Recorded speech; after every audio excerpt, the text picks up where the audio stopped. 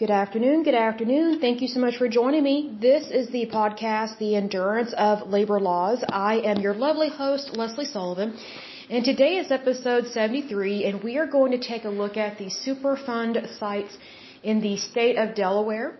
But first of all, I want to give a big shout out to my listeners, so let me go to my list here because you guys are awesome. I love to see you guys here online. It's a wonderful thing to see. So a big shout out to British Columbia, Virginia, New York, Texas, Oklahoma, and Pennsylvania. In terms of countries, the United States and Canada. Good to see you guys. Love it. First of all, I want to do some housekeeping.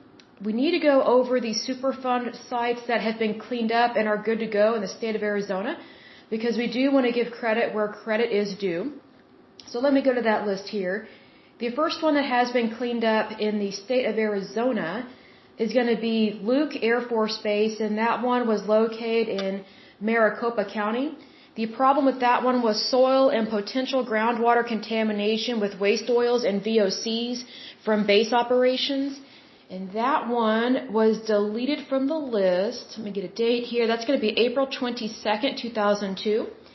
The next one that is cleaned up and good to go in the state of Arizona is Mountain View Mobile Home Estates. Sorry, I'm thinking of Mobile, Alabama. Sorry. Mountain View Mobile Home Estates. That one was located in the county of Gila, G-I-L-A.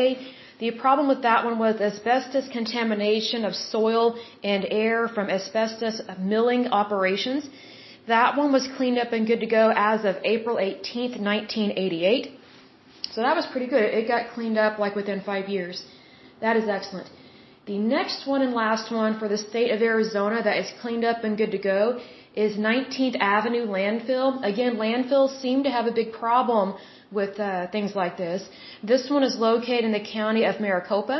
The problem with this one was landfill site containing some hazardous waste was at risk from leaching, river erosion and flooding, low-level groundwater contamination. This one was cleaned up and good to go as of September 25th, 2006. So Arizona, you're doing really good. Gold star for you. And Arizona does not have a lot, so they are making their way. That is excellent to see that. So let's swing on over to the state of Delaware and take a look at what's going on there.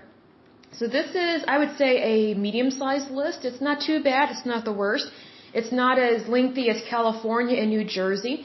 So let's go ahead and take a look at these puppies here. The first one, or the first Superfund site located in the state of Delaware, is ChemSolve Inc. It is located in the county of Kent. The county of Kent, let me see if it tells me the population. The population is 162,310 people. Now that data is about 12 years old in terms of the population, so it has probably grown since then. But let's see here, this one was added to the national priorities list. That's going to be August 30th, 1990. The next Delaware Superfund site is Coker Sanitation Service Landfills. Again, another landfill situation. Not always a big fan of those. Let's see, this one was added to the list. That's going to be July 22nd, 1987. The next one located in the state of Delaware is Dover Air Force Base. It is also located in the county of Kent. It was added to the list March 13th, 1989. The next one located in the state of Delaware, let's see here, is Dover Gas Light Company. That one is also located in the county of Kent. It was added to the national priorities list October 4th, 1989. The next one is Army Creek Landfill. Again, another landfill one. I'm not a fan of these because of how toxic they can be. And it seems like even though people do have permits to dump stuff there, it just seems to me like people dump unauthorized hazardous waste at these places, and they're not really keeping stock or paying attention to what is actually being dumped there, and they're not cleaning it up, like they're not containing the site. I think that's one of the problems with these landfills. It's just kind of like how people, they'll throw anything in the trash, and it's like there are certain things you can't just throw away willy-nilly into a regular garbage can. You have to dispose of it properly. So I think that's one of the problems with these landfills is that people don't understand what you can and cannot throw away in certain areas. So that's kind of a problem. But this one is located in the county of Newcastle. Let's see if it gives me a population. Let's see, there are 570,719 people that live in that county. It was added to the list September 8th, 1983. The next one is Delaware City PVC plant. This one is also located in the county of Newcastle. It does not give me a date of when it was added. The next one is Delaware Sand and Gravel Landfill. This one also located in the county of Newcastle. It does not give me a date of when it was added to the national priorities list, but it is there.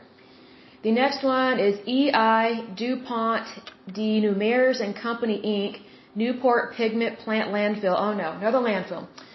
Okay, so this one is also located in the county of Newcastle. It does not give me a date of when it was added to the national priorities list, but it is on the list. The next one is Helby Chemical. It is located in the county of Newcastle. It does not give me a date as to when it was added to the national priorities list, but it is listed there. The next one is Harvey and Knott Drum. It is also located in the county of Newcastle. Again, it does not give me a date of when it was added to the national priorities list, but it obviously still is a problem. The next one is Koppers Company, Inc., Newport Plant.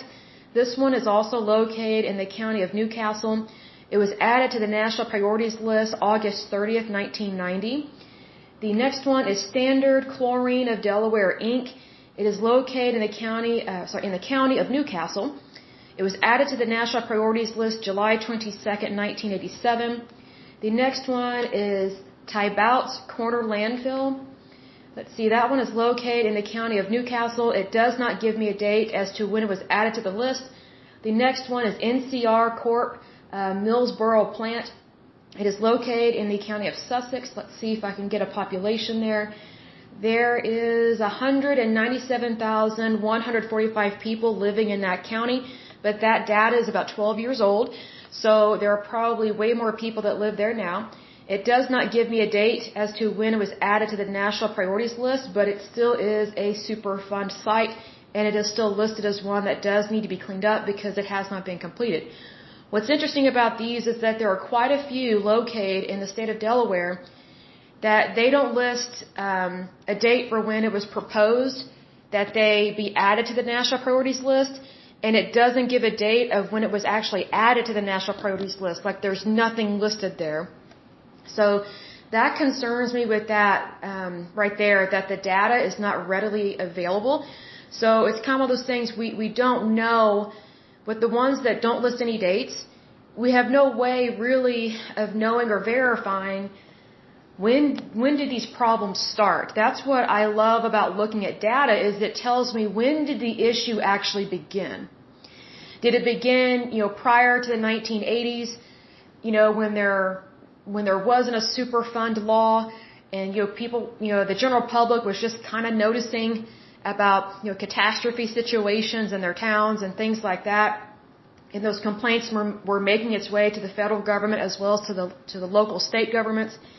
Because you have to remember that some of these complaints from people, they were being divided up amongst different federal agencies prior to the EPA being created by President Richard Nixon. So the good thing about what President Nixon did was he pulled all these complaints and issues that were regarding hazardous waste and the way that these environmental sites were not being treated very well and they were not being cleaned up. He pulled all these complaints and all these issues into one federal agency instead of having them divided out based on the problem. That's kind of what was happening prior, but the thing is, a lot of these Superfund sites have multiple issues. Like sometimes they have groundwater issues, surface water, they have contamination in the air, the soil, the water table. But here's the thing, if you're dividing those out based on which federal agency handles soil or air or groundwater or surface water, then that was creating a problem, first of all, in terms of identifying what all is going on with one particular site. It made it very difficult for the federal government to determine, okay, who should be cleaning up what and when, who's going to start, who's going to continue the work, and who's going to finish the work. I think that was one of the biggest problems before the EPA was created, was that the right hand didn't know what the left hand was doing. And so it was creating a lot of wasteful spending. And also, more importantly, these sites were not getting cleaned up. Even though, like, the Department of Agriculture was getting complaints, the Department of Energy was getting complaints. There's a department that deals with nuclear science and things like that, or nuclear energy. They were getting some complaints. But if you have a contaminated area that has multiple problems, then those complaints are being funneled to all these different federal agencies. And, federal agencies are sometimes notorious for not talking to each other because it's almost like a competition of who can handle what. Well, again, one of the good things that President Nixon did is he brought all of these complaints under one umbrella so that one agency, if it's regarding the environment, whether it's the air, the soil, the water, whatever the case may be, if it is dealing with the environment, and especially dealing with contamination, that it needs to be under one umbrella, not be having to be dealt with all these different federal agencies that do not always openly communicate with each other for some reason. I don't understand why. I would think that if you work for the federal government, you would want to talk to each other. You would want to reach out and say, hey, I just got this complaint. Can you let me know if you have received a complaint from this state, this community, or from this company, and let me know XYZ, what's been going on. Just kind of do some cross-referencing. But because these federal agencies were not talking to each other prior to the EPA being invented or created, because they weren't talking to each other, these problems just mounted. And it ended up being like 40,000 Superfund sites that were not being addressed. And I'm sure that one of the reasons why these federal agencies were not talking to each other was because of bureaucracies. Oh, it's my site. No, it's my site. No, I'm in charge. No, I'm in charge. It's like too many chiefs, not enough Indians. So another thing is that with the EPA being created, is that the EPA can actually reach out and hire people that specifically handle different environmental strategies or issues to try and identify what is the root cause of some of these problems, identify it, diagnose it, and then treat it. Get it cleaned up as quickly as possible, stop the spread of the contamination, and do what we can to help get nature back to what it used to be, at least as much as possible. And basically stop the contamination from going outside that area, which is basically what the EPA was trying to do. Excuse me, kind of got the hiccups a little bit. So in that respect, I very much agree with the EPA in that they formed this big umbrella in regards to the environment. Because we technically did need that agency. We do need the EPA. It's just now we've got all these bureaucrats under one umbrella. And so now they're still kind of not getting stuff done in a timely manner. And we're not really getting updates on what is being completed, but yet they have a budget, an annual budget of a little over $9 billion. That is a tremendous problem. Because you're dealing with a lot of tax dollars that are just being spent. But it's not going into the private sector. It's not creating wealth. It's not creating jobs. It's not creating prosperity. It's just spending money off of a printing press is basically what it is. And it's also, it's causing inflation as well, which is a big problem. We are experiencing that right now in the United States with inflation, and we don't need to be experiencing that. We can actually be avoiding all of this, which would be great. It would be absolutely a wonderful thing to not be dealing with inflation. But the good thing about inflation, it's probably the only good thing, is that it shows the stability or the instability of your country in your banking system. It shows you where the flaws are. And it shows you who's really tough and who's not in terms of financial institutions. So, needless to say, I still wish we were not in the midst of having inflation and having these issues. And again, please lift that up in prayer because it's very important, because a lot of people suffer whenever we have inflation because it affects everybody, not just the poor and the middle class, it also affects the rich. Because if the rich don't have as much money to spend, guess what? They're not going to invest in companies. They're not going to create as many companies. They're going to have hiring freezes, and they're not going to hire as many people as they normally would if there wasn't inflation. So just know that when you have things like this that affect your economy in general, it affects everybody equally. Even though we all make different amounts of money and we have different occupations, it doesn't matter because we all need a car, we all need fuel, we all need food, water, and shelter. We all need the basics. So whenever inflation happens like this, it affects across the board. It doesn't really matter how much money you have in the bank account because everybody feels it, because everybody is pretty much paying the same price. You know, let's say I'm at the gas pump here in Oklahoma City, but then a super rich person pulls up. They don't get a different price at the pump than me. Like, we're both paying the same price because we're both in this community together. Like, we're both in this society together, and we both have to pay the price that is on the pump.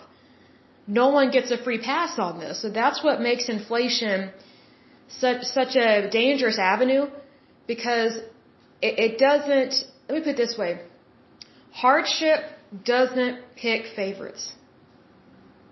It affects everybody equally. Can some people sustain hardships better? Yes, that is true, but it still affects everybody equally.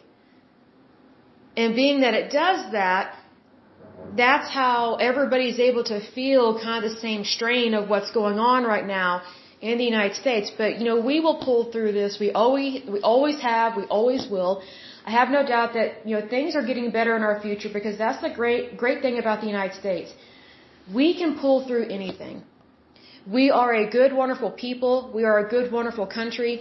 I think as long as we keep pushing forward and not doing the shaming and blaming routine, and we're not passing too many rules, laws, and regulations, and we're not having a tyrannical government, there are so many things that we can do as a nation to be successful, because that is what each and every one of us is called to do. Each and every one of us is called to be successful no matter what. We are each called to basically suck it up. I'm trying to be polite about that, but when it comes to things like what we are experiencing right now in our country, the worst thing we can do is complain and whine and freak out. That is the worst thing. What is better is to suck it up, endure it to the end, and keep pushing forward, and just know that you are in the palm of God's hand. He loves you. He's taking care of you. And whatever has been taken away from you will be given back to you. That's just what we know to believe in our Heavenly Father, because He loves us, He takes care of us, and He provides for us. And being that as it is, you know, we still have a responsibility to be good stewards. To be good stewards of our community, our city, our state, our nation, the environment, all of it. Like that's part of the joy of living, is to be responsible for things and to take ownership of things. Because that's where you will have your success. And I think that's what can definitely happen here with EPA.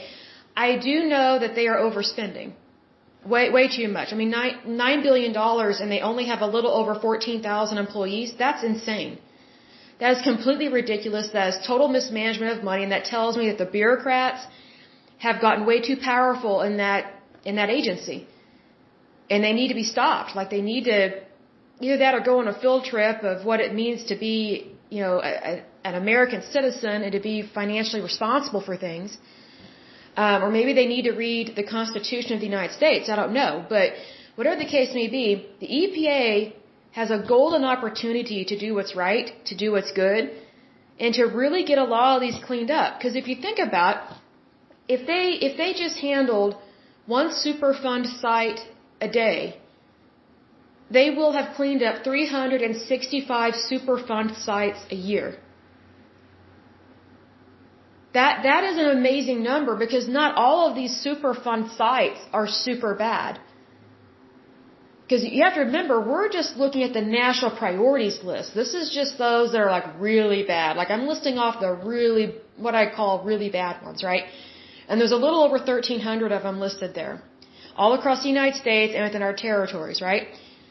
But technically, we have a total of 40,000 Superfund sites. So even though we do have these big ones going on that are really, you know, kind of catastrophe driven, I would say, that's okay, because we can still work on those, but at the same time, we can clean up all these others that are not considered a national priority. Like, we can still clean up, you know, the onesies and twosies on the national priorities list, because if they are a national priority, then that tells me they're going to take longer because there's something else going on with them. That tells me they have multiple forms of contamination. Well, if you have a Superfund site that's not on the national priorities list, that tells me it's not a catastrophe. It's not as bad as the others. They probably don't have cross-contamination. They probably don't have a large area that is contaminated. So all these others outside of the national priorities list, they should be easy peasy to clean up. And plus, I've mentioned this in a previous podcast where, once we get the ball rolling, that's great. Because then you have momentum. And once you have momentum, then you're more likely to accomplish more good because you already know what to do and you already feel that sense of accomplishment. And what a great thing that is, right? That's such a wonderful thing, and it's truly a good thing. So I think that even though we're just, fine-tuning and taking a look at the national priorities list, we still have, 39,000, other Superfund sites. Well, actually it'd be 38,600, technically, if my math is correct. We still have all these others that we can clean up, which is a great opportunity to do good. It's a great opportunity to employ people, not necessarily through a federal job or through the EPA, but the role of the EPA is also to hire private manufacturers, private companies, private contractors, and private cleanup companies to help clean this stuff up. Because I don't think it should be the responsibility completely of the EPA or the federal government to clean all this stuff up and to employ thousands of people like this. Could they do that? Yes, but I don't think it would be done appropriately because the federal government has never been known to spend money wisely. I mean, look at what's happening now. We have inflation, high gas prices. I mean, it's just, those are just the top two things I can think of. But it's real important for the EPA and the federal government to hire the correct people to help clean this stuff up. Because again, sure we have our catastrophe sites, right? But we also have ones that, yes, they're a Superfund site, but they're not as bad. So if they're not as bad, then we definitely can achieve cleaning up 365 of them a year. And plus, there are always people available in terms of labor to get that done. And it doesn't matter if it's a scientist, someone that has a doctorate, or maybe, someone that works in construction that can help move soil. There's all these different jobs that go into things like this. It's not just blue-collar jobs, but it's also white-collar jobs. And that's where you have these two markets that think it's really important for them to work with each other. Because the more we can work together, the more we can get done, the more we can accomplish when we come together and we have a common goal and we agree on the issue, we agree on the goal and we want to get it done, so let's start. That's what needs to happen here. And that's what I hope and pray that does happen, because that's what we need as a country, that's what we need as a nation, and what a golden opportunity to succeed and to pursue the wonderful future of the United States. Because, I mean, just think of it.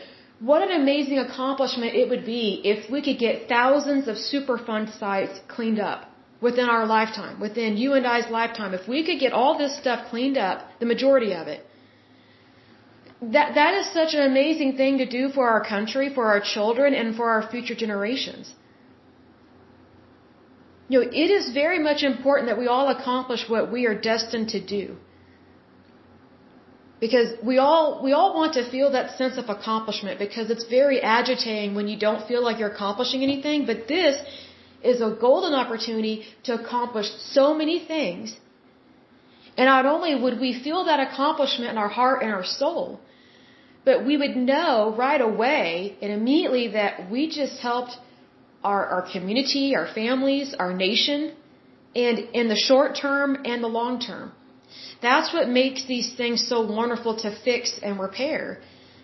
Because here's another thing, we also learn what to do and what not to do. And a lot of these Superfund sites, they learned what to do and what not to do, especially in terms of catastrophe.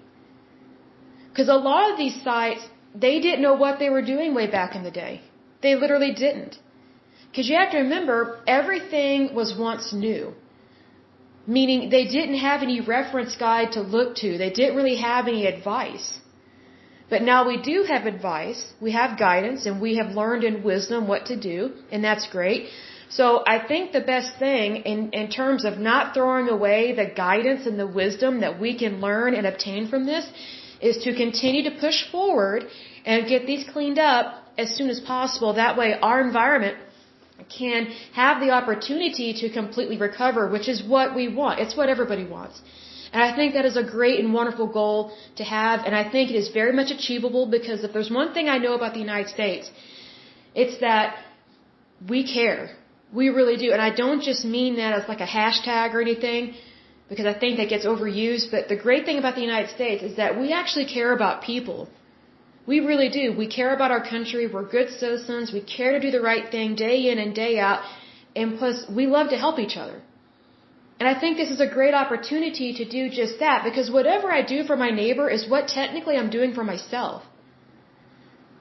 So whenever we're helping in this way, it's not selfish, it's selfless. Meaning I'm not doing it for me, I'm doing it for you. I'm doing it for my neighbor. I'm doing it for someone I may have never met before. I'm doing it for someone I may never meet, but I love them and I respect them. That's the thing. Because when you have love and respect in your heart, and you know why you have a goal and why you want to accomplish it, it's like there's nothing that can get in your way to accomplish that.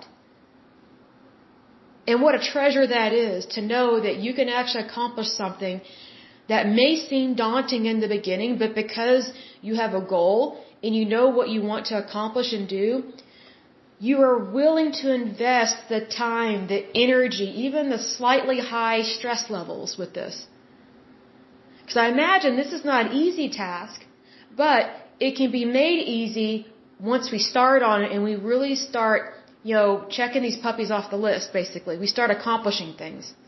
Again, we just need to get the ball rolling, and then once it gets rolling, it's pretty much easy peasy, because then we know what to do. Pretty much all across the board. Because the great thing about all these Superfund sites that we've seen so far, they're similar, but they're different at the same time. We can learn so much from each other's Superfund sites and across state lines. And that is such a wonderful thing to have, because that is I guess you would call it additional resource for you to consult, when you're handling stuff like this.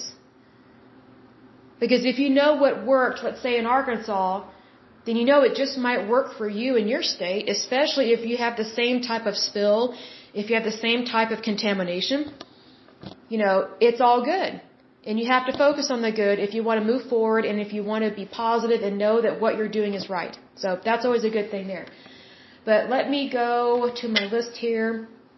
And the next one will either be the District of Columbia or Florida. Hey, Florida, good to see you.